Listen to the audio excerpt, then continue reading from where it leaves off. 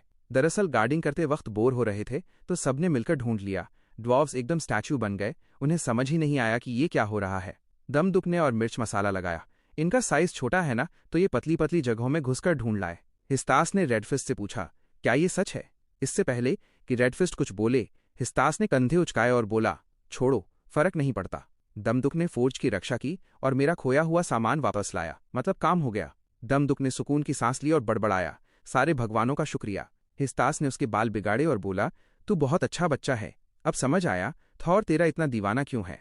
फिर हिस्तास की नज़र रेडफिस्ट के हथौड़े पर पड़ी। उसने कहा, मुझे लगा था इन ड्वार्व्स ने अपना हुनर खो दिया है, पर जब तेरे हथौड़े और दमदुक के क्लब की टक्कर हुई तो वो आवाज़ एकदम असली पैशन से भरी थी। उसने हैमर चेक किया, एक खरोंच तक नहीं थी। ये देखकर हिस्तास खुश हो गया। किंग ऑफ ड्वार्व्स बेचारा इमोशनल हो गया। हिस्तास ने कहा कि वो ऐसे काम की हमेशा इज्जत करता है और आगे भी इनके साथ काम करना चाहेगा। फिर वो दमदुक की तरफ मुड़ा और बोला, तूने बहुत मदद की, मेरे पास तेरे लिए एक गिफ्ट है। उसने एक चेस्ट खोला। दमदुक ने सोचा कोई लीजेंडरी तलवार होगी, उसने एडवांस में ही थैंक यू बोल दिया, पर अंदर देखा तो सिर्फ एक नन्ही सी लोमड़ी थी। दमदुक कंप्लेंट करने ही वाला था कि वो लोमड़ी अचानक चमकने लगी और एक ग्लो वाली स्वॉर्ड बन गई। हिस्तास ने समझाया, ये कोई मामूली जानवर नहीं है, ये मूनलाइट फॉक्स है। ये किसी भी वेपन का रूप धर सकती है और ये हर हथियार का एसेंस है। हिस्तास ने देखा कि दमदुक ज्यादा एक्साइटेड नहीं लग रहा तो मजाक किया, तुझे पसंद नहीं आई तो मैं किसी ड्वार्फ को दे देता हूँ। भाई, ये सुनते ही दमदुक पलटी मार गया। वो तुरंत तारीफें करने लगा, अरे नहीं नहीं, ये तो इनक्रेडिबल है, लीजेंडरी है। हिस्तास ने कहा, मुझे लगा तुझे पसंद नहीं आई। तो दमदुक ने बोला, नहीं सर, वो तो मैं बस कूल बनने की कोशिश कर रहा था। उसने लोमड़ी को उठाया और उसका नाम रखा स्नोई, क्योंकि वो एकदम सफेद और फ्लफी थी। हिस्तास ने एक छोटा सा रिचुअल किया और स्नोई का मालिकाना हक दमदुक को दे दिया, और बोनस में हिस्तास ने उसे अपने पुराने स्क्रैप वेपन्स का एक पूरा बैग दे दिया। उसने कहा, ये मेरे लिए बेकार हैं, पर शायद तेरे काम आ जाएं। इतना कहकर हिस्तास वहां से निकल गया। दमदुक वहां डिवाइन कचरे का एक भारी झोला लेकर खड़ा रह गया। हिस्तास के जाने के बाद रेडफिस्ट उसके पास आया और पूछा, तूने झूठ क्यों बोला? इतने क्लैश के बाद भी तूने हमें क्यों बचाया? दमदुक ने तुरंत जवाब दिया, क्योंकि मुझे तुम में अपना अक्स दिखता है। तुम टूटे हुए लोग हो जो अपनी सबसे बुरी हालत से वापस निकलने की कोशिश कर रहे हो। रेडफिस्ट ने हैरानी से पूछा, सिर्फ यही वजह है? दमदुक ने सर हिला दिया और बोला कि उसे बदले में कुछ नहीं चाहिए, बस उसे यही सही लगा। अर्थ पर वापस जाने वाले पोर्टल की तरफ बढ़ते हुए दमदुक ने एक आखिरी बम फोड़ा। उसने कहा, मुझे लगता है हिस्तास को सच पहले से पता था, वो बस चुप रहा। रेडफिस्ट ने पूरे क्लैन की तरफ से झुककर सलाम किया और वादा किया कि वो फिर से महान बनेंगे। वापस धरती पर दमदुक एक हंटिंग डिपार्टमेंट स्टोर के बाहर खड़ा था, कंधे पर डिवाइन कचरे का भारी झोला लादे हुए। वो दिमाग लगा रहा था कि भगवानों के बनाए इस कचरे को आम लोगों को बेचकर कितना पैसा छापा जा सकता है। ग्राइंड अभी खत्म नहीं हुआ था।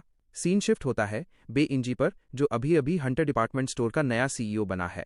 37 की उम्र में वो खुद को देश का एलीट समझने लगा था और उसे लगता था बाकी दुनिया उसके पैरों की धूल है। जब वो अपनी अकड़ में बैठा था तभी दमदुक वहां पहुंचा। उसे देखते ही सीईओ की अकड़ ढीली पड़ गई। उसे लगा दमदुक कोई नोबडी है, एक मामूली बंदा जो हंटर तो लग ही नहीं रहा था। उसने दमदुक को ऐसे देखा जैसे वो दूसरों के डंजन से बचा कुचा कचरा उठाने वाला कोई भिखारी हो। गुस्से को दबाकर बे इंजी उसे अप्रेजल सेंटर ले गया। वहां एक पुराना तजुर्बेकार अप्रेजर बैठा था। दमदुक ने हथियार टेबल पर रखे। जैसे ही उस बुजुर्ग ने उन्हें देखा, माहौल बदल गया। उसने पूछा, ये कहाँ से आए? दमदुक कैजुअली बोला, बस यहाँ वहां के काम से मिल गए। सीईओ तुरंत चिल्लाया, ये नकली हैं, पक्का फेक हैं। पर बुजुर्ग अप्रेजर ने तुरंत टोक दिया। उसने कहा कि 40 साल के करियर में उसने ऐसा कुछ नहीं देखा। सारा सामान 4 स्टार ग्रेड था, एकदम हाई क्वालिटी और असली। बे इंजी के होश उड़ गए। उसे समझ ही नहीं आ रहा था कि दमदुक जैसा बंदा ऐसा सामान कहाँ से लाया। वो सोचने लगा कि शायद कोई ब्लैक मार्केट डील है या कोई छुपा हुआ खजाना। उसका टोन तुरंत बदल गया। उसने दमदुक को वीआईपी लाउंज में बुलाया और बड़ा मीठा बनने लगा। अप्रेजर ने बताया कि इन सब की टोटल वैल्यू 3 बिलियन वॉन के आसपास है। दमदुक शॉक में था। ये तो हिस्तास का फेंका हुआ कचरा था, पर यहाँ तो ये उम्मीद से कहीं ज्यादा महंगा था। अप्रेजर ने कहा, अगर सही खरीदार मिला तो ये प्राइस डबल भी हो सकती है। सीईओ पैनिक कर गया। उसे लगा ये जैकपॉट है और ये डील हाथ से नहीं जानी चाहिए। उसने बड़ी बड़ी बातें की, पर दमदुक ने एकदम ठंडा कर दिया। उसने कहा, मुझे सब कुछ बेचना है, पर मैं हंटर डिपार्टमेंट स्टोर को कुछ नहीं बेचूंगा। मैं कहीं और जा रहा हूं। बे इंजी की दुनिया उजड़ गई। इसका अंजाम ये हुआ कि सीईओ बनने के 1 हफ्ते बाद ही उसे नौकरी से निकाल दिया गया। दूसरी तरफ दमदुक ने वो सामान कहीं और बेचा और उसे पूरे 3.8 बिलियन वॉन मिले। स्टाफ देखता रह गया। बंदा वही था, पर अब वो करोड़पति बन चुका था। उसने सबसे पहले हॉस्पिटल का रुख किया। माँ के लिए ढेर सारे गिफ्ट्स लेकर गया। माँ हैरान थी कि अचानक ये सब क्या है। तभी बगल वाले पेशेंट ने टीवी की तरफ इशारा किया, जहां दमदुक के डंजन रन की न्यूज़ चल रही थी। एंकर ने कंफर्म किया कि उसने अकेले डंजन क्लियर किया है। माँ की आंखों में आंसू आ गए। दमदुक ने बताया कि वो अब अवेकेंट बन गया है। माँ का सालों का गिल्ट धुल गया। टीवी पर सांगन गिल्ड का लीडर नाम गुंग दमदुक की तारीफें कर रहा था। हीरो को लगा वो इतनी तारीफ डिजर्व नहीं करता, पर माँ मुस्कुरा रही थी। दमदुक ने अपना इंटरफेस चेक किया। जितने ज्यादा लोग उसके बारे में बात कर रहे थे, उसकी डिवाइन पावर उतनी ही बढ़ रही थी। नए नए जॉब ऑफर्स की बारिश होने लगी। एक ऑफर तो ऐसा था जिसमें एप्पल ऑफ इमॉर्टैलिटी मिल रहा था, जिससे उसकी माँ का कैंसर ठीक हो सकता था। इससे पहले कि वो रिप्लाई करता, एक न्यूज़ ब्रेक हुई। ग्योंगीडो के यांगप्योंग प्रोविंस में एक गेट खुल गया है। ये डंजन नहीं था, बल्कि एक पोर्टल था जिससे मॉन्स्टर्स बाहर निकल रहे थे और हंटर्स अंदर नहीं जा पा रहे थे। स्नोई अजीब बिहेव करने लगी। दमदुक को उस गेट से जुड़ी एक विजन दिखी। उसने बिना सोचे माँ से कहा कि उसे जाना होगा। बाहर मॉन्स्टर्स शहर को तबाह कर रहे थे। गिल्ड्स उन्हें रोकने की कोशिश कर रही थीं, और तभी उस तबाही के बीच कदम रखा दमदुक यू ने, जिसने स्नोई को अपने कंधे पर बिठाया हुआ था। सूरज ढल रहा था और तबाही थोड़ी शांत हुई थी।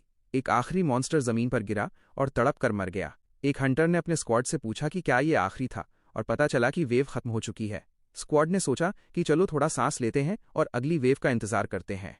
पर इससे पहले कि कोई ज्यादा रिलैक्स करता, उनका चीफ हंटर एकदम ड्रिल सार्जेंट मोड में आ गया और चिल्लाया, सब टाइट रहो, प्रोफेशनल्स की तरह एक्ट करो। रिपोर्टर्स देख रहे हैं और मैं नहीं चाहता कि कल सुबह की न्यूज़ में हमारा कोई मीम बने। नीचे रेस्ट्रिक्टेड जोन में एक हंटर को कुछ अजीब दिखा। एक आम सा बंदा ऐसी जगह खड़ा था जहां सिविलियंस का आना मना था। उसने अपने बॉस को बुलाया। बॉस ने उसे ऐसे कॉलर से पकड़ा जैसे उसने ब्रेक रूम से किसी का लंच चुरा लिया हो। हंटर ने घबराकर सच बोल दिया, सर, ऊपर पहाड़ पर एक सिविलियन है। बॉस ने जब ऊपर देखा तो उसकी नजर पड़ी हमारे हीरो दमदुक्यू पर। बॉस को एकदम मिर्ची लग गई। उसे यकीन नहीं हो रहा था कि ये क्या नौटंकी है। हमारा हीरो वहां कोट की जेब में हाथ डाले एकदम शांति से खड़ा था, जैसे सोच रहा हो, सारे मॉन्स्टर्स गए कहाँ।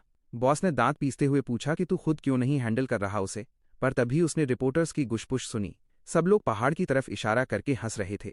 बॉस को लगा उसकी इज्जत का फलूदा हो रहा है। उसने ठान ली कि वो खुद हैंडल करेगा।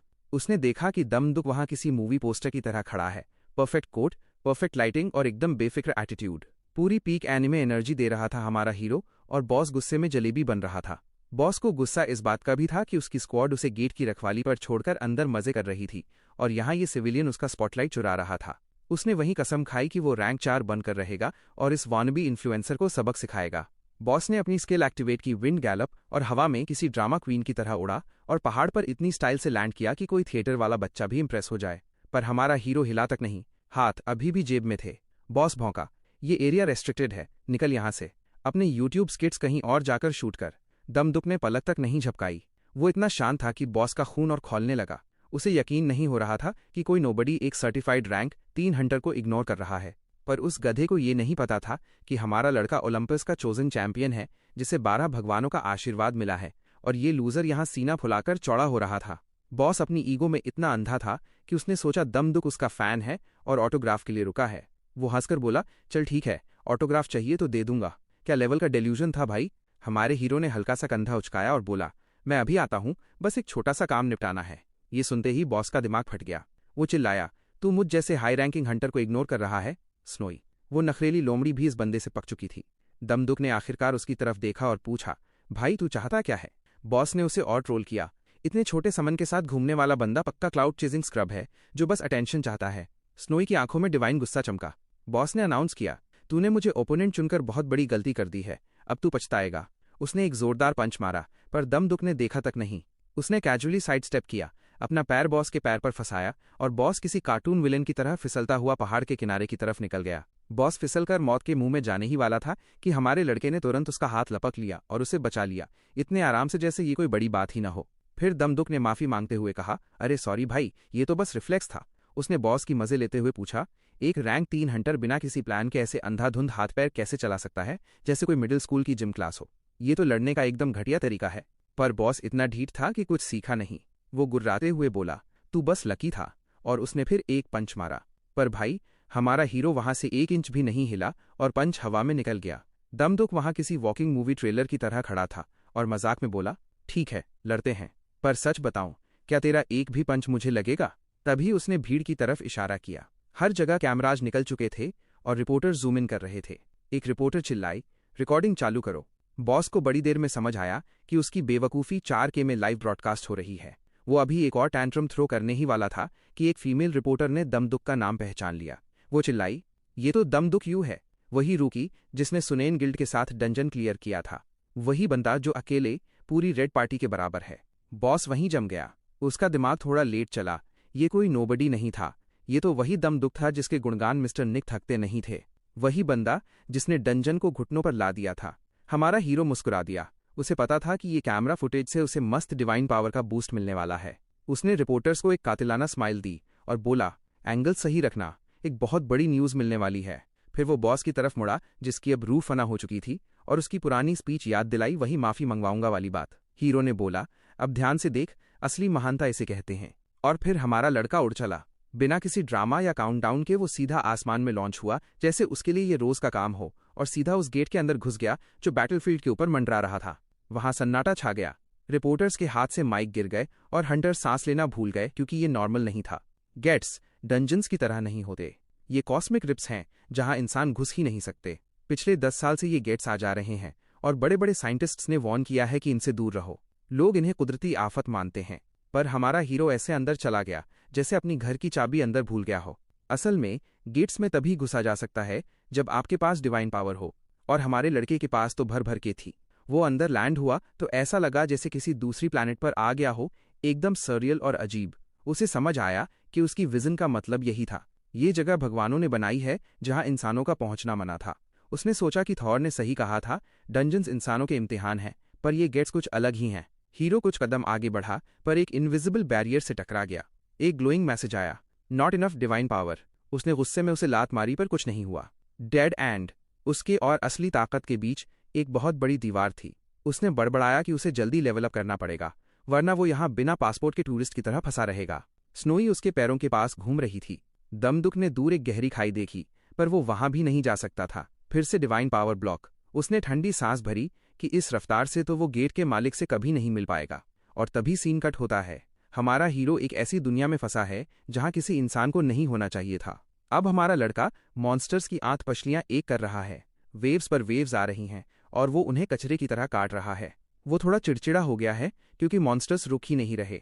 उसे लगा था कि डंजन्स की तरह यहाँ भी कोई फाइनल बॉस होगा जिसे मारकर सब खत्म हो जाएगा, पर गेट के अंदर कोई फाइनल बॉस नहीं। दूर दूर तक कोई बॉस नजर नहीं आ रहा था, बस वही टेढ़े मेढ़े क्रीचर्स हर तरफ से रेंगते हुए आ रहे थे।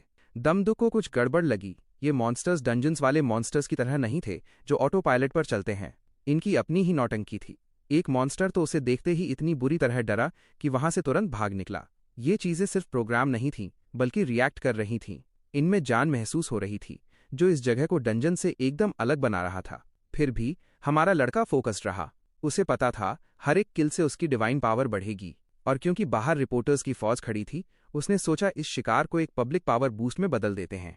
वो अपनी रफ्तार बनाए रखा। तभी अचानक आसमान में अंधेरा छा गया और एक बहुत बड़ी चीज भारी कदमों से वहां पहुंची। ये मॉन्स्टर एकदम विशाल था, दहाड़ रहा था और सीधा हीरो की तरफ लपका। एक पल के लिए हीरो को उम्मीद जगी कि शायद अब असली चैलेंज मिलेगा, पर वो एक्साइटमेंट तुरंत ठंडी पड़ गई। वो चीज इतनी सुस्त थी जैसे अपने पीछे 50 साल का पछतावा लेकर चल रही हो। वो बहुत शोर मचा रहा था और उसके डिफेंस में बड़े बड़े छेद थे। एकदम मजाकिया था वो। ये कोई बॉस नहीं बल्कि बैकग्राउंड नॉइज था। तो हीरो ने स्नोई को बुलाया, उस नन्ही लोमड़ी को एक तलवार बनाया और एक ही झटके में उस मॉन्स्टर का काम तमाम कर दिया। लाश नीचे गिरी और हीरो ने पलक तक नहीं झपकाई। ये बहुत ज्यादा आसान था। नो कोई सिस्टम अलर्ट आया, नो कोई मिशन क्लियर का मैसेज। उसे पता था अगर वो खाली हाथ बाहर गया तो लोग उसे धोखेबाज का टैग दे देंगे। प्रूफ चाहिए था तो वो काम पर लग गया। उसके दिमाग में एक पुराने यूट्यूब क्लिप की बात आई कि मॉन्स्टर का कोर उसके दिल के ठीक नीचे होता है। उसने मॉन्स्टर को चीर डाला और अंदर हाथ डालकर ढूंढने लगा, पर कोई चमकता हुआ पत्थर मिलने के बजाय उसके हाथ में एक तड़पता हुआ काला लोथड़ा आया। स्नोई भी उसे हैरानी से देखने लगी। हीरो को लगा कहीं उसने गलती से लिवर तो नहीं निकाल लिया, पर सिस्टम ने कंफर्म कर दिया यही कोर है और इसे खत्म करते ही गेट हमेशा के लिए बंद हो जाएगा। बाहर की तरफ कलेश मचा हुआ था।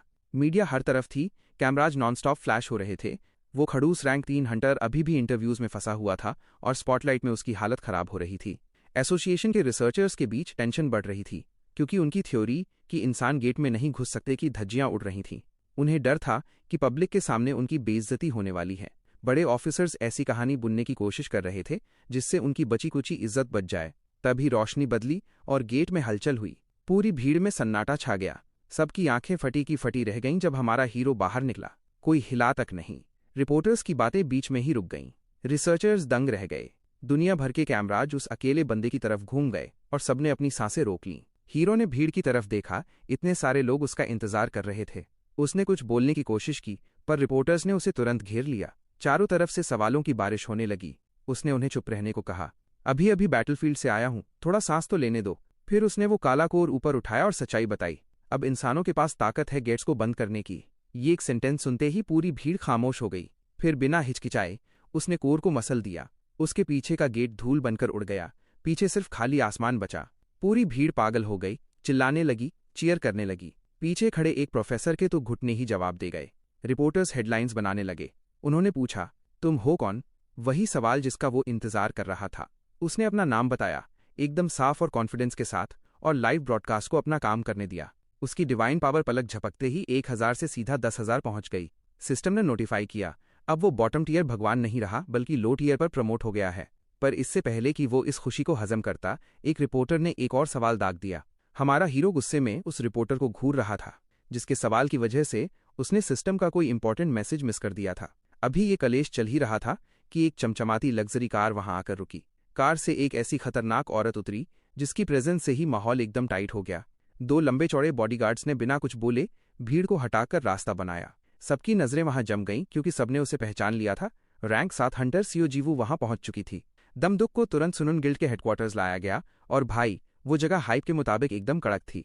कोरिया की सेकंड स्ट्रॉन्गेस्ट गिल्ड थी, तो वहां का लग्जरी इंटीरियर देखकर ही लग रहा था कि ये लोग कितने बड़े लेवल पर हैं। उसने बॉडीगार्ड से पूछा कि मैं यहाँ क्या कर रहा हूँ, जब गिल्ड मास्टर खुद नहीं आया। पता चला कि गिल्ड मास्टर तो ओकिनावा गया हुआ है किसी बीच साइड डंजन को साफ करने। दमदुक को बोला गया कि रिलैक्स करे, तो वो बैठ गया और कोशिश करने लगा कि ज्यादा न सोचे। उसे लगा शायद गिल्ड मास्टर ने उसका टीवी वाला स्टंट देख लिया है और अब उसे रिक्रूट करना चाहते हैं। हो भी सकता था, क्योंकि अगर वो थोड़ी देर और रिपोर्टर्स के बीच रुकता तो पक्का नेशनल टीवी पर कुछ उल्टा पुल्टा बोल देता। फिर भी इतने बड़े लेवल का बंदा सिर्फ उससे मिलने के लिए इतनी मेहनत करेगा, ये थोड़ा अजीब लग रहा था। उसका ध्यान सीओ जीवू की तरफ गया, देश की सबसे यंग, सेकेंड इन कमांड और कोरिया के सिर्फ 3 रैंक 7 हंटर्स में से एक। इस हंटर दुनिया में जहां सब एक दूसरे की टांग खींचते हैं, वहां उसकी स्किल पर कोई शक नहीं करता था। उसका नाम ही काफी था। दमदुक को अब समझ आया कि वो उसे उस मीडिया के सर्कस से निकालने खुद क्यों आई थी। उसे याद आया कैसे भीड़ उसके आते ही हट गई थी, जैसे सबको पता हो कि असली पावर किसके पास है। माहौल शांत हुआ तो उसने सोचा, चलो सिस्टम चेक करते हैं। डिवाइन पावर और डीपी इकट्ठा हो रही थी और नया टाइटल सिलेक्शन पैनल खुल गया। उसका नया स्टेटस था लो रैंक गॉड। दमदुक एकदम एक्साइटेड था। उसे लगा कोई खतरनाक टाइटल मिलेगा, जैसे गॉड ऑफ थंडर, जो उसकी प्रोग्रेस के हिसाब से सूट करे। पर भाई, सिस्टम ने मजाक ही कर दिया। चॉइसेज में क्या मिल रहा था? गॉड ऑफ वाटर बॉटल्स और गॉड ऑफ स्पून्स, चम्मचों का देवता। वो हैरान भी था और थोड़ा इंसल्ट भी फील कर रहा था। वो 1 घंटे तक टाइटल स्क्रॉल करता रहा, जैसे किसी बेकार नौकरी की वेबसाइट पर फिल्टर लगा रहा हो। आखिरकार एक काम का टाइटल मिला, गॉड ऑफ स्वॉर्ड्स। स्नोई के साथ ही एकदम फिट बैठ रहा था। उसने उसे सेलेक्ट किया और उसके शरीर से एक हल्की सी रोशनी निकली। ये ट्रांजिशन इतना भारी था कि दमदुक को थकान महसूस होने लगी। उसे याद आया, पहली बार सिस्टम एक्टिवेट होने पर वो बेहोश हो गया था, पर शुक्र है इस बार वो होश में था। सिस्टम ने एक और फीचर दिया, वारंट, एक डिवाइन पैसिव स्किल। ज्यादा ताकतवर वारंट्स अभी लॉक थे, क्योंकि उनके लिए बहुत डीपी चाहिए थी। उसने अभी के लिए 6th सेंस सेलेक्ट किया। भले ही ये सुनने में बहुत बड़ा न लगे, पर एक बिगनर गॉड के लिए काफी था। उसका प्रोफाइल अब एकदम प्रो लग रहा था। नया टाइटल, 6th सेंस और अनलॉक्ड स्किल्स की लिस्ट। अभी वो अपना अगला स्टेप प्लान कर ही रहा था कि दरवाजे पर दस्तक हुई। उसे लगा शायद गिल्ड लीडर जल्दी वापस आ गया, पर दरवाजा खुला तो सामने सीओ जीवू थी। उसने पूछा, क्या तुम्हारे पास एक मोमेंट है? दमदुक ने सर हिला दिया। बिना किसी बकवास के उसने दमदुक को गिल्ड का एक गेस्ट पास थमा दिया। इसका मतलब था कि वो जब चाहे गिल्ड की फैसिलिटीज यूज कर सकता है। एक साफ इशारा कि वो लोग उसे अपने करीब रखना चाहते हैं। दमदुक ने शांति से इस ऑफर को समझा। वो लोग कोई कसर नहीं छोड़ रहे थे। उसने थैंक यू बोला और किसी रिएक्शन का वेट किया, पर वो औरत एकदम पत्थर की तरह शांत खड़ी रही। खामोशी बढ़ने लगी तो हीरो ने सोचा कि अब यहां से निकलना ही बेहतर है। इससे पहले कि दमदुक बात खत्म करके निकलता, स्नोई ने अचानक उछलकर सीओ जीवू की छाती पर पंजा मार दिया, जैसे कुछ टेस्ट कर रही हो। दमदुक वहीं जम गया। उसकी समन ने कोरिया की टॉप हंटर के साथ इतनी गंदी हरकत कर दी थी। उसे लगा अब पक्का ये लोग उसे धक्के मारकर निकाल देंगे या हमेशा के लिए ब्लैकलिस्ट कर देंगे। पर हैरानी की बात यह थी कि सीओ जीवू हंसने लगी। उसने पूछा, क्या मैं स्नोई को कोई ट्रीट दे सकती हूँ? दमदुक ने शौक में हाँ बोल दिया। स्नोई, जो किसी की नहीं सुनती, उसने बड़े आराम से वो स्नैक खा लिया। दमदुक को बड़ा अजीब लगा, क्योंकि स्नोई ने ऐसा पहले कभी नहीं किया था, यहाँ तक कि उसकी माँ के साथ भी नहीं। उसे लगा दाल में कुछ काला है। उसने पूछा, ये क्या है?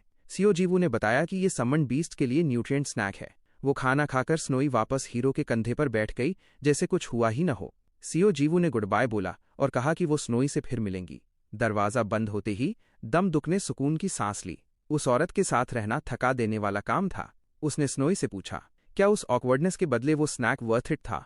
पर तभी उसके दिमाग में एक बात खटकी। उसने पूरी मीटिंग में कभी स्नोई का नाम नहीं लिया था। फिर सीओ जीवू को उसका नाम कैसे पता चला?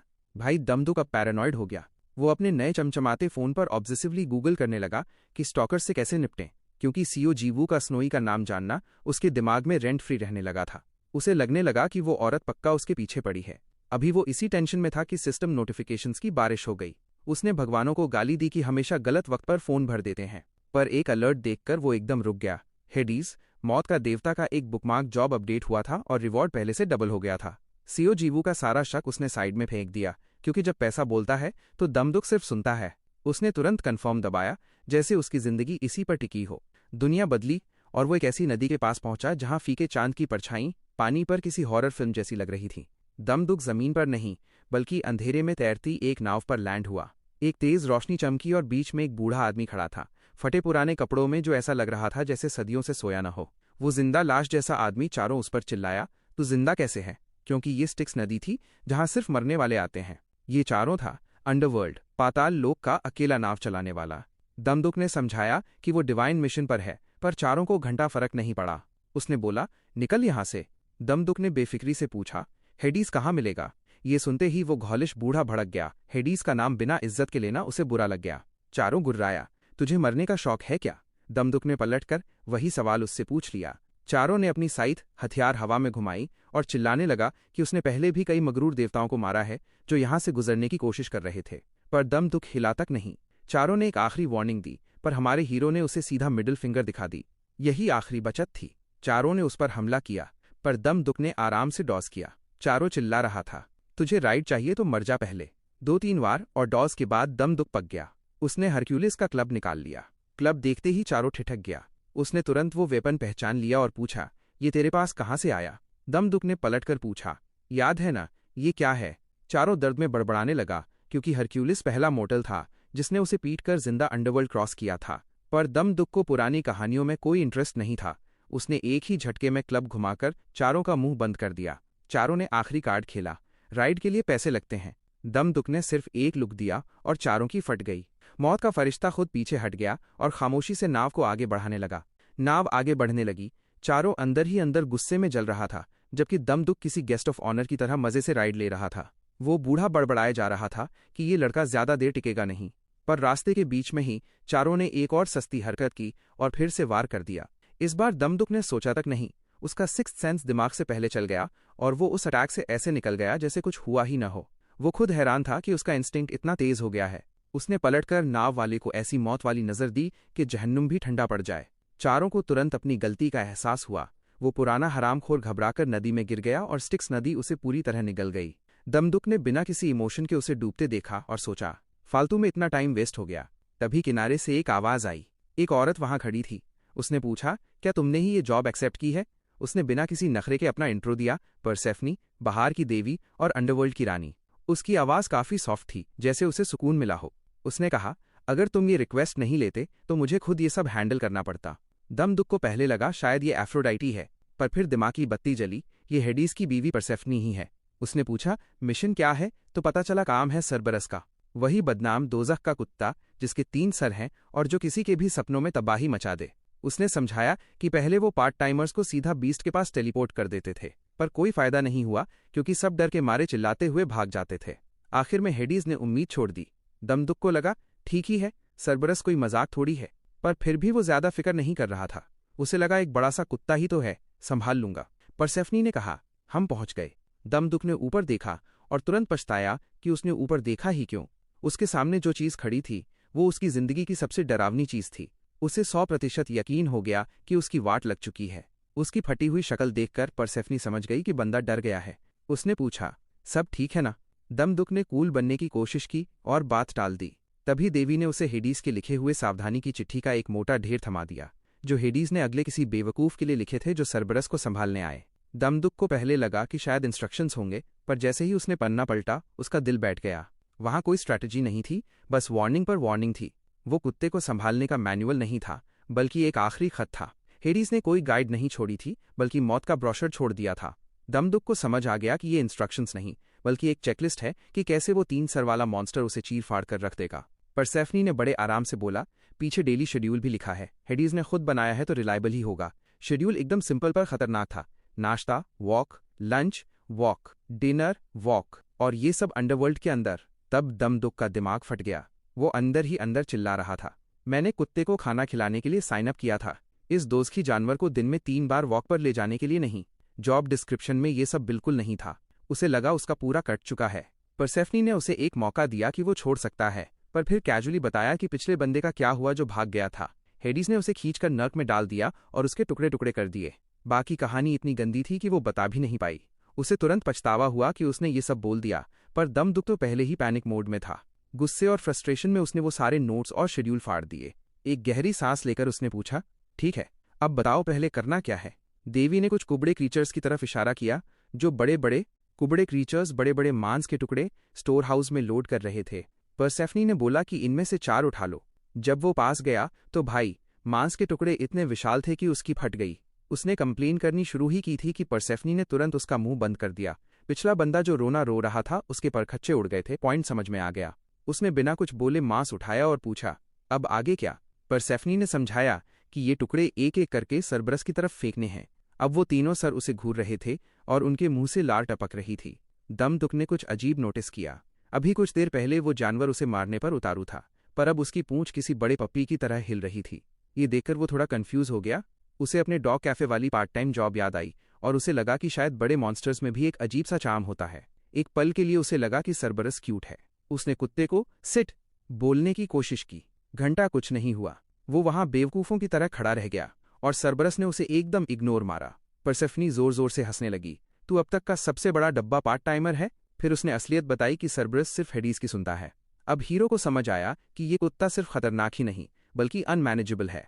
उसने तमीज छोड़ी और मांस का पहला बड़ा टुकड़ा पूरी ताकत से फेंका। वो सीधा एक सर के मुंह पर जाकर लगा। बाकी 2 सर उस पर हंसने लगे। सबको बराबर खिलाने के चक्कर में उसने बाकी 2 टुकड़े भी फेंके, पर काम बिगड़ गया। सरबरस भड़क गया। उसकी गुर्राहट अब एकदम खूनी हो गई थी। अभी भी हीरो झूठी चौध में था।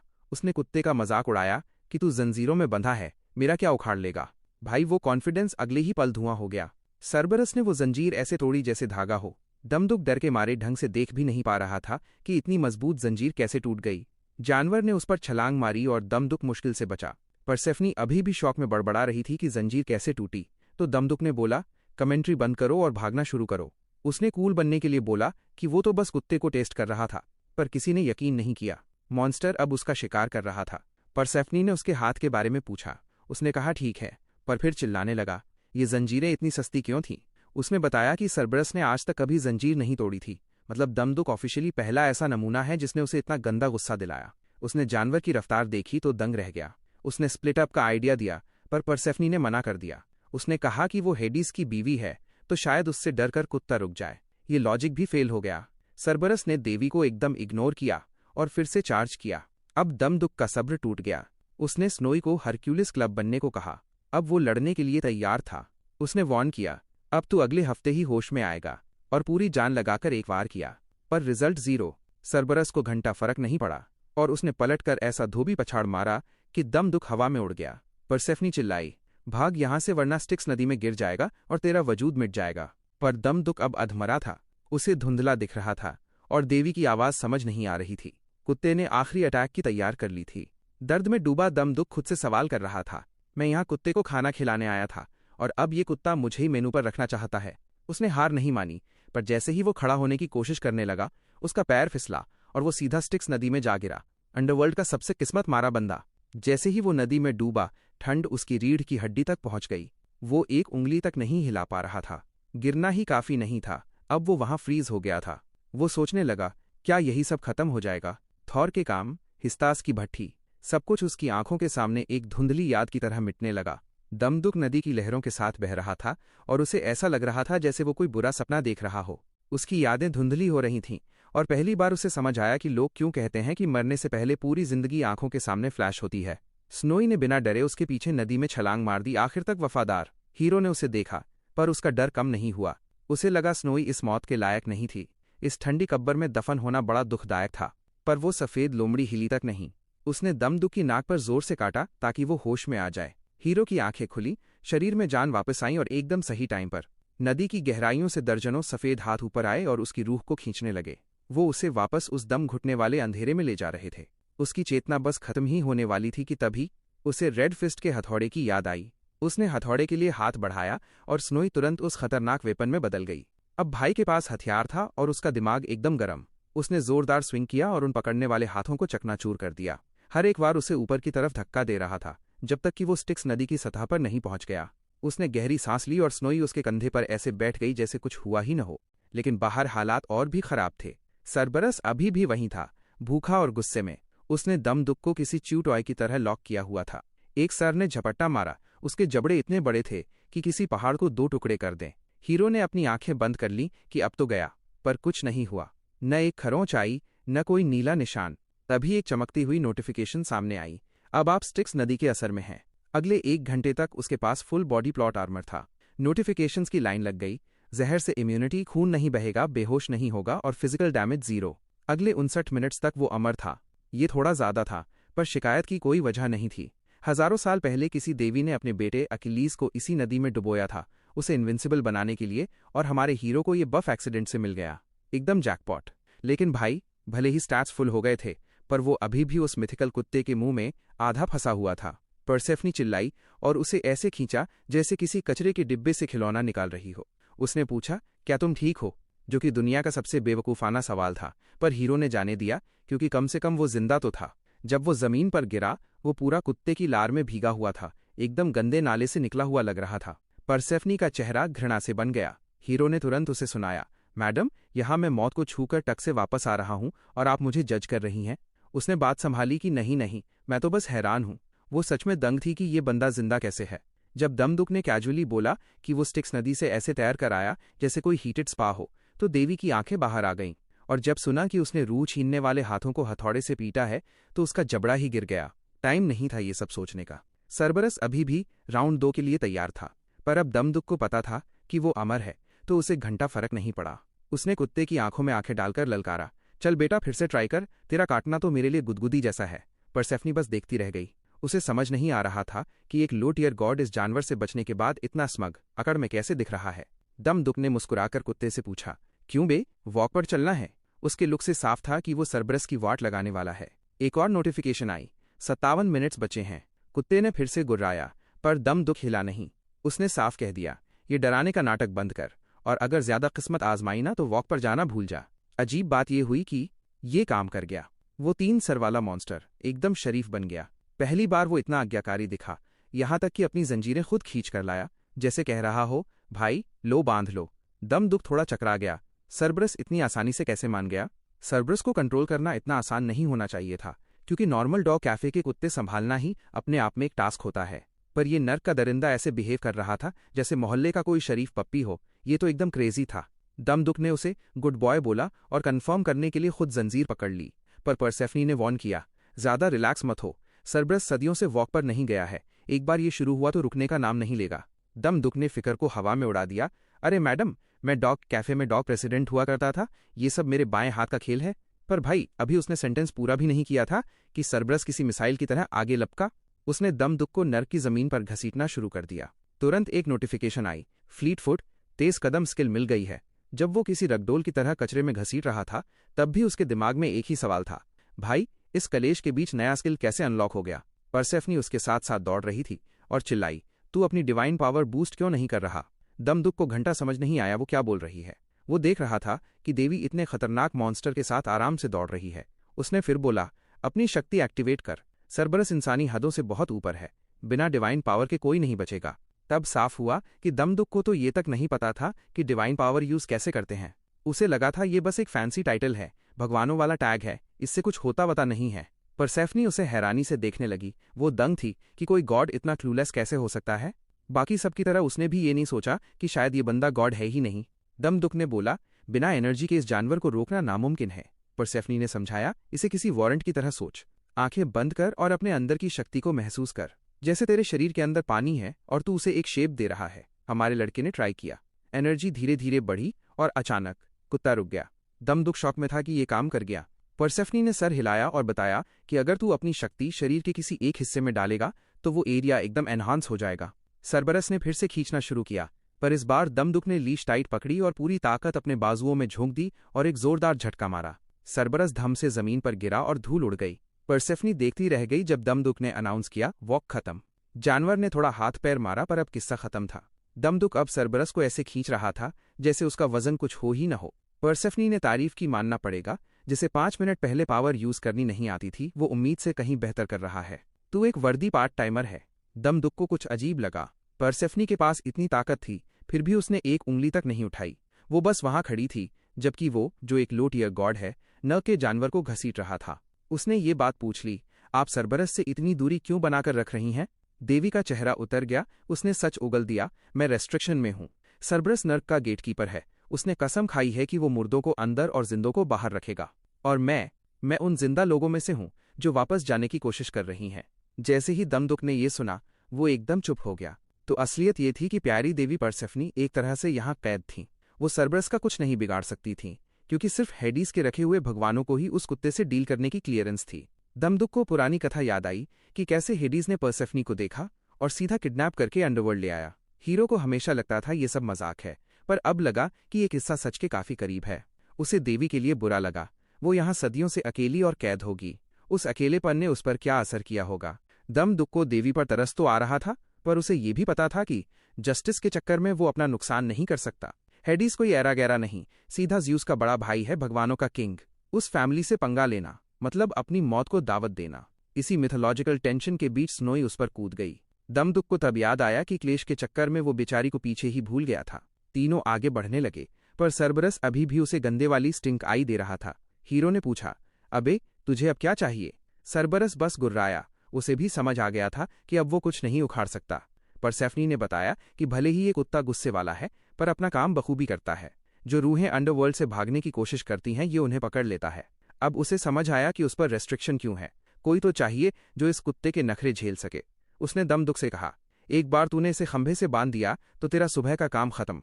दमदुक को ये थोड़ा अजीब लगा कि एक कुत्ता भगवानों की बेबीसिटिंग कर रहा है। हेडीज पक्का परवरिश में थोड़ा कच्चा होगा जो उसने ऐसा जानवर पाला जो सिर्फ उसकी सुनता है। जब दमदुक खंभे के पास पहुंचा तो अचानक नोटिफिकेशन पॉपअप हुई। उसका सिक्स्थ सेंस एक्टिवेट हो गया और भाई उसे झटका लगा। उसे महसूस हुआ कि उस खंभे के अंदर कुछ छुपा है। उसे लगा कोई आइटम होगा, कोई जिंदा चीज नहीं, तो उसने ज्यादा दिमाग नहीं लगाया। परसेफनी ने कहा, सुबह का शिफ्ट खत्म, अब शाम के लिए तैयार हो जाओ। पर तभी एक जोरदार क्रैक की आवाज आई। हमारे लड़के ने बिना किसी वार्निंग के खंभे में एक मुक्का मारकर छेद कर दिया। परसेफनी घूमकर चिल्लाई, अबे ये क्या कर रहा है? दमदुक ने अंदर से कुछ निकाला और माफी मांगी, सॉरी सर, पर मुझे लगा अंदर कुछ कूल चीज है। और भाई उसका गट इंस्टिंक्ट एकदम सही निकला। उसके हाथ में एक 4 स्टार आइटम था, सरबरस का कॉलर, पट्टा, वही पट्टा जिसे हेडीज उसे कंट्रोल करने के लिए यूज करता है। परसेफनी ने तुरंत पहचान लिया और कंफ्यूज हो गई कि ये यहाँ छुपाकर क्यों रखा गया था। उसने दमदुक को घूरा, तुझे ये मिला कैसे? मैं इसे हर जगह ढूंढ रही थी। दमदुक ने नर्वस होकर हंस दिया और बोला, बस इंस्टिंक्ट है मैडम। पर अंदर ही अंदर वो भी सोच रहा था कि ये असली है या नहीं। परसेफनी ने कंफर्म किया कि ये असली है। सरबरस सिर्फ एक गार्ड डॉग नहीं, अंडरवर्ल्ड का सिंबल है। इसे कंट्रोल करने का मतलब है पूरे नर्क पर कब्जा। दमदुक ज्यादा इंप्रेस नहीं हुआ। उसे लगा ये तो नॉर्मल सा पट्टा है। उसने पूछा, क्या मैं इसे यूज कर सकता हूं? है तो ये हेडीज का। परसेफनी को ना बोलना चाहिए था, पर उसने कंधे उचकाए और बोला, हाँ कर ले, मैंने तो ढूंढा नहीं तो टेक्निकली ठीक है। असल में हेडीज जब भी बोर होता था उसे ये ढूंढने भेज देता था, तो ये उसका बदला लेने का मौका था। हेडीज ने एक बार कहा था कि अगर उसे ये मिल गया तो वो खुद सरबरस को टेम पालतू बना सकती है। तो उसने सोचा दमदुक को ही हॉनर्स करने दो। हीरो समझ गया कि बीवी अपने पति से थोड़ी खफा है, पर उसने ज्यादा ध्यान नहीं दिया। उसने सोचा अपना काम आसान हो रहा है तो होने दो। उसने सरबरस से कहा, बेटा शांति से बैठ जा, अब मैं तुझे ये पहनाने वाला हूँ। आज से मैं तेरा बॉस हूँ। अगर नाटक किया तो फिर से पिटाई होगी। कुत्ते की जल रही थी, पर हमारे लड़के ने जबरदस्ती पट्टा बांध ही दिया। सरबरस थोड़ा विम्पर करने लगा। दमदुक ने मजे लिए, चल इसमें तू थोड़ा ठीक लग रहा है, पहले ही मान जाता तो इतना क्लेश नहीं होता। अब असली मजा शुरू हुआ। एक शैतानी स्माइल के साथ दमदुक ने कुत्ते की तरफ उंगली दिखाई और एकदम ऐश केचर मोड में चिल्लाया, सर्बरस आई चूज यू। उसने बोला, सिट, लाई डाउन, और भाई कमाल हो गया। कुत्ते ने पलटकर रोल ओवर भी किया, भले ही उसका मन नहीं था। हीरो जोर से हंसने लगा। उसे समझ आ गया कि इस खतरनाक जानवर का भी एक सॉफ्ट साइड है। उसने कुत्ते को कोने में बैठने को कहा, वहां बैठ और अपनी जिंदगी के बारे में सोच, जब तक मैं ना बोलूं हिलना मत। दमदुक ने बड़ी सी स्माइल दी और सोचा, ये तो अब तक की मेरी सबसे आसान जॉब है। हमारा हीरो किसी फिल्मी विलन की तरह हंस रहा था। उसे लगा अब सब उसके कब्जे में है। तभी परसेफनी ने उसके कंधे पर हल्का सा हाथ रखा। दमदुक अपनी हवाबाजी शुरू कर चुका था कि कैसे उसने सरबरस को पूरी तरह कंट्रोल कर लिया है। परसेफनी ने बड़े प्यार से एक उंगली उसके गाल पर रखी और अचानक हीरो का शरीर धुंधला होने लगा। उसे समझ नहीं आ रहा था कि क्या हो रहा है। परसेफनी ने धीरे से बोला, हेडीज ने सरबरस को 3 काम दिए थे, अंडरवर्ल्ड की रक्षा, भागती हुई रूहों को पकड़ना और सबसे जरूरी, मुझ पर नजर रखना, क्योंकि वो खुद नर्क से बाहर निकलना चाहती थी, इसलिए वो सबसे बड़ा खतरा थी। दमदुक को चक्कर आने लगे, उसकी सारी एनर्जी खत्म हो गई। परसेफनी ने गुड नाइट बोला और गायब हो गई, ये कहकर कि वो हेडीज के आने से पहले वापस आ जाएगी। बेहोश होने से पहले हीरो को असलियत समझ आई। हेडीज के लिए अंडरवर्ल्ड नहीं, उसकी बीवी सबसे कीमती थी, और दमदुक ने उसी से नजर हटा ली थी। जब उसकी आंख खुली, स्नोई जोर जोर से भौंक रही थी। वो हड़बड़ा कर उठा और उसे याद आया कि उसकी वाट लग चुकी है। परसेफनी कहीं नजर नहीं आ रही थी।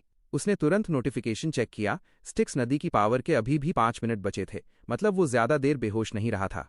अब उसे समझ आया कि देवी ने उसे वो पट्टा क्यों यूज करने दिया था। अब जब सरबरस पालतू कुत्ता बन चुका था तो वो आराम से गार्ड ड्यूटी पर था और देवी के रास्ते का कांटा साफ हो गया था। दमदुक को पता था कि अगर हेडीज को पता चला कि उसकी बीवी उसके शिफ्ट के वक्त निकल गई तो हेडीज उसे फायर नहीं करेगा, सीधा जिंदा गाड़ देगा। उसे देवी को तुरंत पकड़ना था। उसने फ्लीट फुट स्किल एक्टिवेट की। स्टैट्स बढ़े हुए थे तो स्किल तुरंत लेवल अप हो गई। भाई, वो अंडरवर्ल्ड में किसी गोली की रफ्तार से भागने लगा। उसने डिवाइन पावर का तड़का लगाया और कुछ ही सेकंड्स में उसे देवी की लोकेशन मिल गई। परसेफनी एक नाव फेरी पर थी जो लैंड ऑफ द लिविंग की तरफ जा रही थी। नाव पर परसेफनी को कुछ अजीब आवाज आई। उसे लगा नाव किसी पत्थर से टकराई है, पर तभी हमारा हीरो पानी से किसी अनडेड डॉल्फिन की तरह उछलकर बाहर निकला। परसेफनी डर के मारे नाव से गिरते गिरते बची। दमदुक ने गुर्राते हुए पूछा, कहाँ भाग रही हो चोरी छुपे? उसने हीरो को शांत करने की कोशिश की। अरे बस अपनी मम्मी से मिलने जा रही हूँ। दमदुक थोड़ा पिघला, पर उसने याद दिलाया कि ऐसे शिफ्ट छोड़कर भागना कूल नहीं है। परसेफनी ने कंधे उचकाए और बोला, हेडीज 2 दिन तक वापस नहीं आएगा, चिल कर। ये मेरा पहला एस्केप नहीं है, मैं आज तक कभी पकड़ी नहीं गई। इससे पहले कि दमदुक उसे लेक्चर देता, नाव से अजीब क्रैकिंग साउंड्स आने लगे। नोटिफिकेशन चमकी, स्टिक्स नदी का असर 15 सेकेंड्स में खत्म होने वाला है। दमदुक ने ठंडी सांस भरी। उसे समझ आ गया कि अब उसे वापस अंडरवर्ल्ड खींच कर ले जाने का वक्त नहीं है। उसने अपनी पूरी शक्ति लगाई और नाव को जिंदा लोगों की दुनिया की तरफ धक्का दे दिया, क्योंकि वो ज्यादा पास था। वो लोग सेफली लैंड हो गए। सूरज की रोशनी और ताज़ा हवा देखकर परसेफनी खुश हो गई। इसीलिए मुझे बाहर निकलना पसंद है। दमदुक ने एकदम सीरियस होकर उससे वादा लिया, अपनी माँ से मिलो और हेडीज के आने से पहले तुरंत वापस अंडरवर्ल्ड पहुंच जाना। परसेफनी ने वादा किया कि वो इस गेम में प्रो है और कभी गलती नहीं करती। फिर भी हमारे लड़के का दिल अभी भी धक धक कर रहा था।